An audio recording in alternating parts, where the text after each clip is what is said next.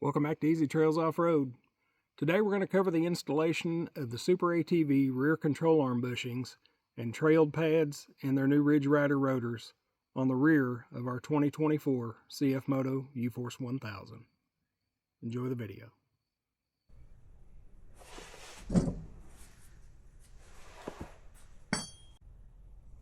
Okay, we've got our pin out. This castle nut on the hub is a 30 millimeter.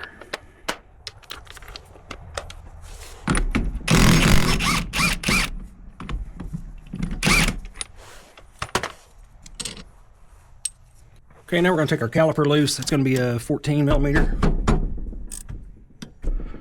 going to be stout. We got her good and tight last time.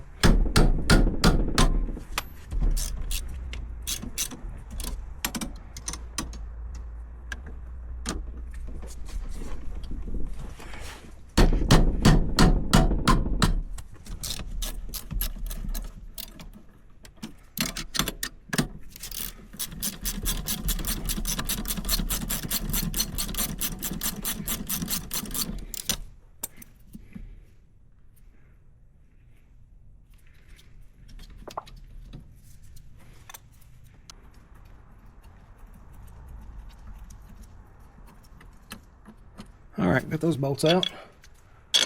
Put them right there. And we are going to pry the caliper off.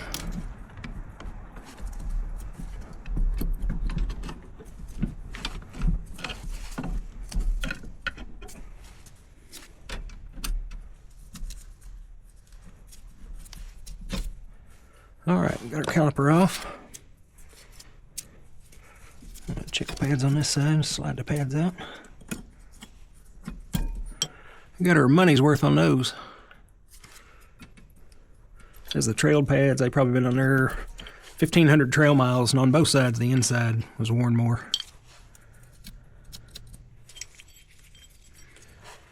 Alright, we've got our castle nut off. We should be able to slide this hub off. Came off pretty easy. Trail fluff.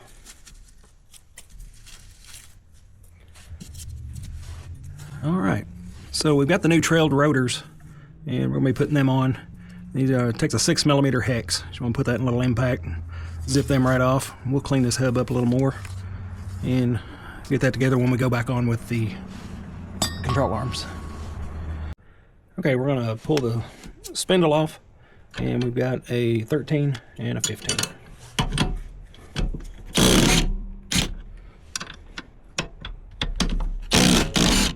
And if you feel safer using impact sockets, that's fine. That's personal preference. We're not working on heavy equipment here, so use what I want.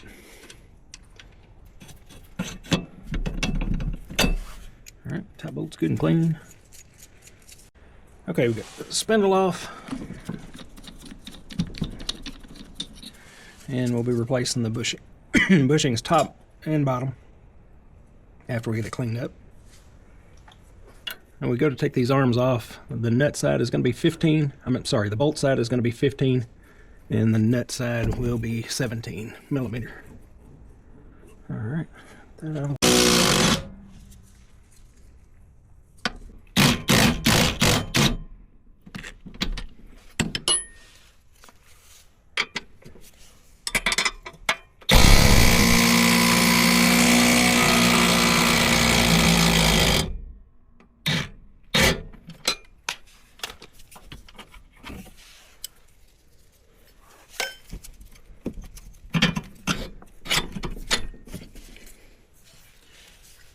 Alright, so we got one more bracket for the parking brake. I'll get it off there. I believe it's got a nut on the bottom. I think it does. Let's see.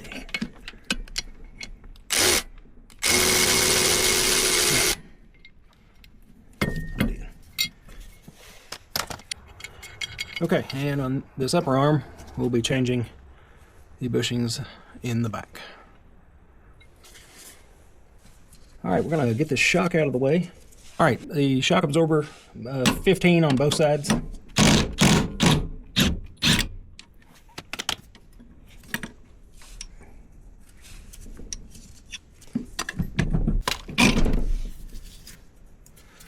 right, now we're going to get a tie wire and tie this shock up out of the way.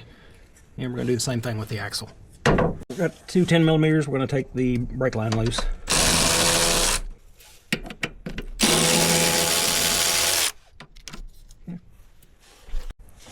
All right, get these bolts out of the lower arm.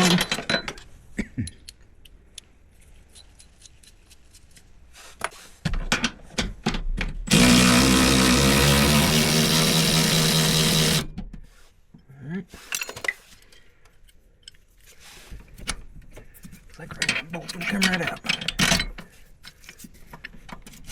All right, so now we got the lower arm out. Get it cleaned up, and we're gonna put bushings in the back of it.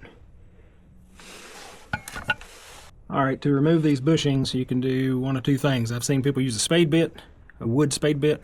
Get them in here and get them spinning and get them out. I have pretty good luck with just a pair of channel locks, just work them around. They'll come out. Going back in here, on the arms, I was able to push them in by hand and maybe tap them in with a hammer. But on the spindle, you will need a press to do those. Those are extremely tight in that aluminum. I guess this steel is just a little more forgiving. Go ahead and pull one of these out of here and kind of show you what that's about. You just kind of work it back and forth and kind of squeeze.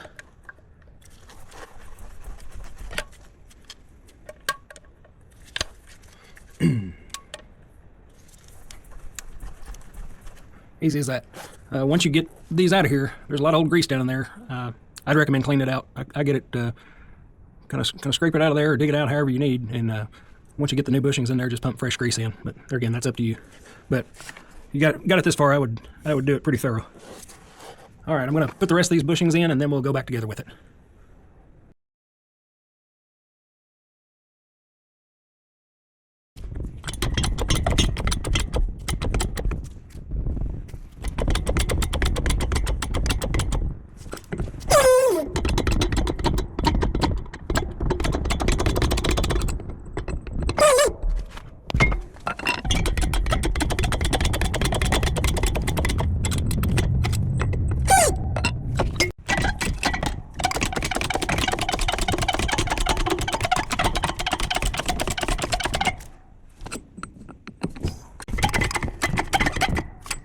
Well, the other side I was able to, on the steel arms, push these bushings in, and I was able to do that on the lower arms, but the upper arm, 100% had to use a press on it.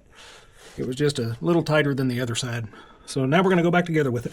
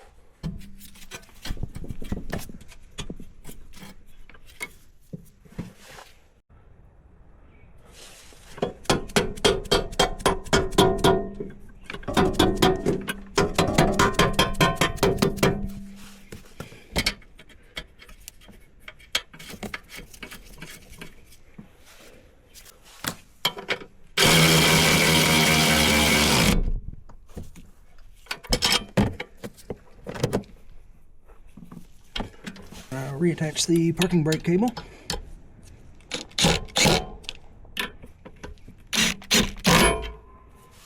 Okay, now we're ready to hook up the shock.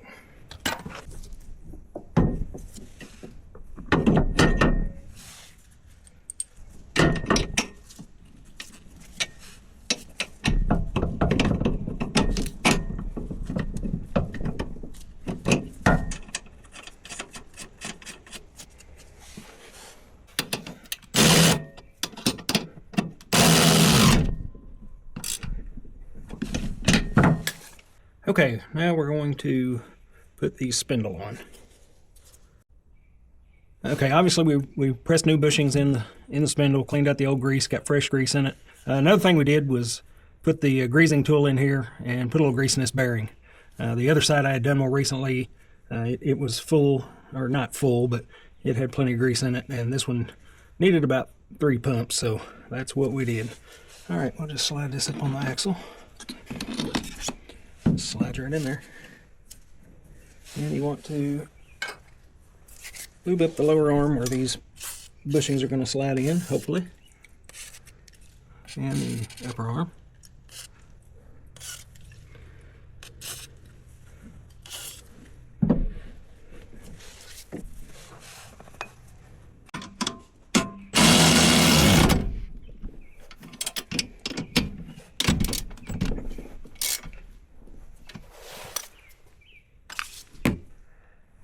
Okay, here's a little bonus. Here's the Ridge Rider rotors from Traild. And we're going to mount that up.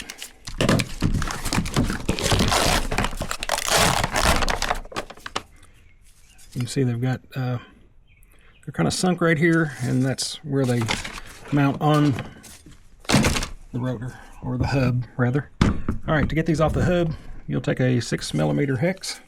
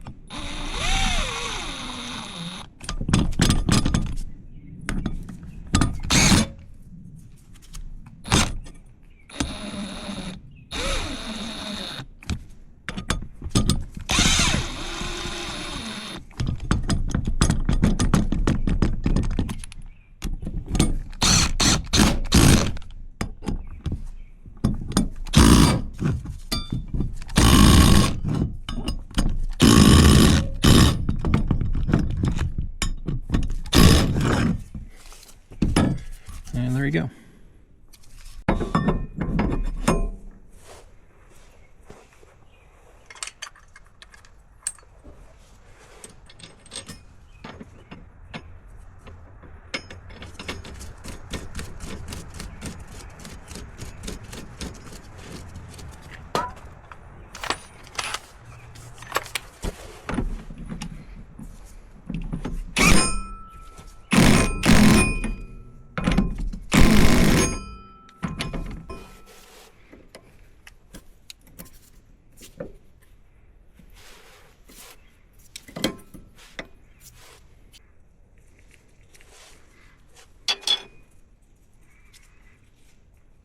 Nice of CF Moto to put these bolt holders here.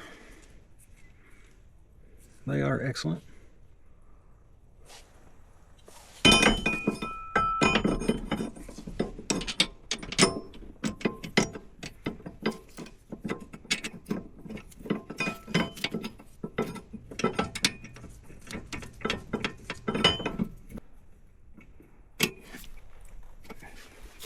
Okay, now we're going to get our new pads and put them in here and compress the piston on the caliper.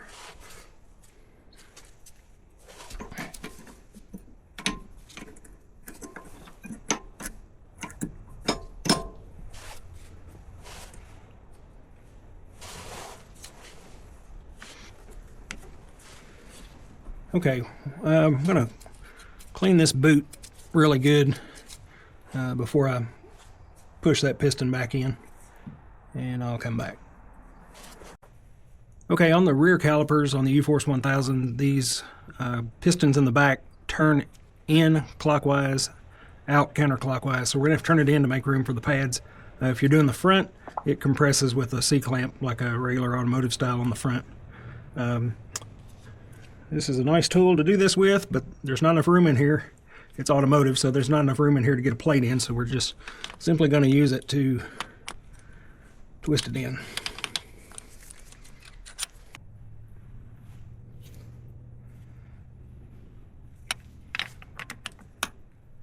I've got that piston compressed about where I want it. I still want it tight on these. I don't want to shove it all the way in.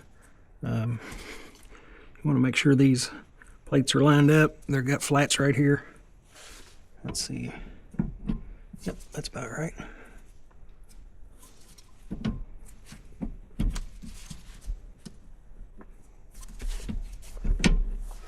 All right.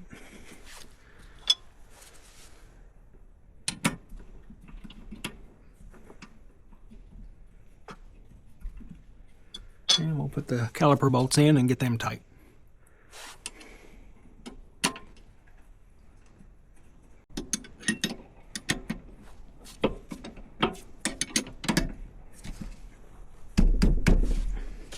All right, got the caliper bolts in, got the brackets in, got all the control arms tight, and now we're ready to go on with the wheel spacer.